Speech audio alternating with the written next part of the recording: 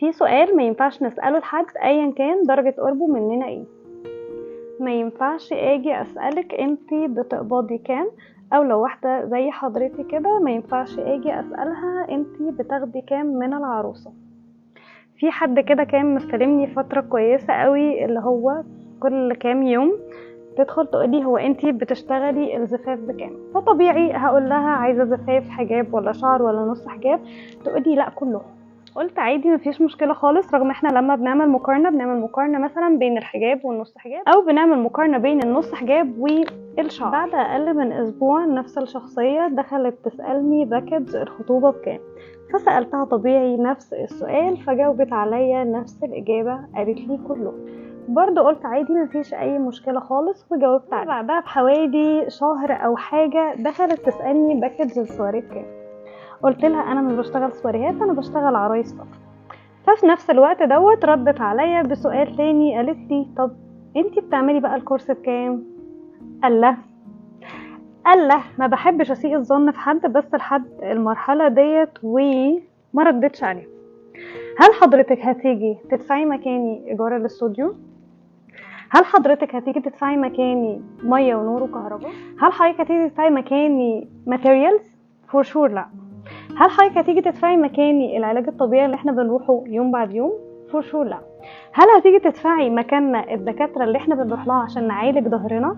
فور شور لا. بقالي اكتر من سنه موقفه شغل، وده حقيقي اولا بسبب القرف اللي انا بشوفه زي ما انتم شايفين كده، تاني حاجه بسبب ان الدكتور لسه ما سمحش ان ينفع انزل او لا، وما اعتقدش ان هو هيسمح. بس هل انت بقى عارف كل ده؟ هل وانت بتبص في رزق غيرك عارف ان ربنا موزع الارزاق؟ عارف ان انت ليك نصيبك وهتاخده، وان انا ليا نصيبي وهاخده؟ عارف ان انت اساسا ممكن تكون بتاخد اكتر مني، وان انا شغلي اساسا ما بيكسبنيش حاجه؟ فور شور انت مش هتعرف دوت، لان انت باصص في رزق غيرك بس، باصص في حياه غيرك بس، مش عارف تركز مع حياتك. فطول ما انت باصص في حياه غيرك هو عمر ربنا ما هيكرمك، وعمر عينك ما هتكمل. فزي ما اتفقنا كده يعني بص في رزقك وركز فيه، وحاول تسعى ان ربنا يكرمك اكتر في شغلك، ما تبصش في رزق حد، لان زي ما قلت لك كده انت اللي هتيجي تدفع مكان ايجار مكاننا بمبلغ وقدره، اللي هتيجي تعمل سبونسر كل شهر بمبلغ وقدره، لا بتدفع تمن ماتيريالز انت لما بتسمع ارقامها بتتخض وبتقول ازاي شويه ميك اب بالفلوس دي. بس هم حقيقي مش بيجوا بالسهل، احنا دافعين تمن كل حاجه ممكن نكون وصلنا لها، تمن ظهرنا اللي ممكن يكون بقالنا سنين كنا بنروح مواصلات لحد العروسه وبنشيل 3-4 شنط على ظهرنا عشان خاطر ربنا يكرمنا ونوصل واحده واحده. لا انت تعرف احنا مرينا بايه، ولا حقيقي احنا عندنا بربع جنيه شغف عايزين نعرف انت مريت بايه. كل واحد شايل شيلته لوحده، وحقيقي كل واحد شايل شيلته بالعافية ومش ناقصاك والله خالص.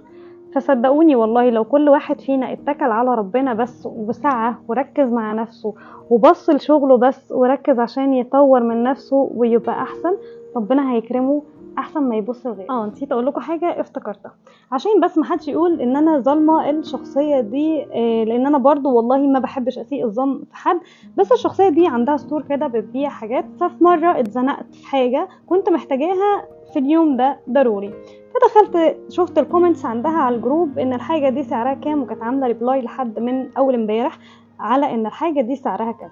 فدخلت قلت لها انا محتاجه الحاجه دي، راحت بعتالي سعرها الضعف. ليه يا ماما؟ ليه يا حبيبتي؟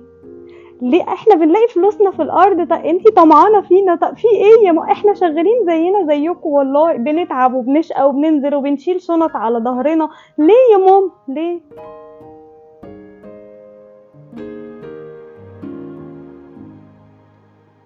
وبس كده، وما تنسوش تقولوا رايكم في الايلاينر بتاع النهارده ايه، والسلام عليكم.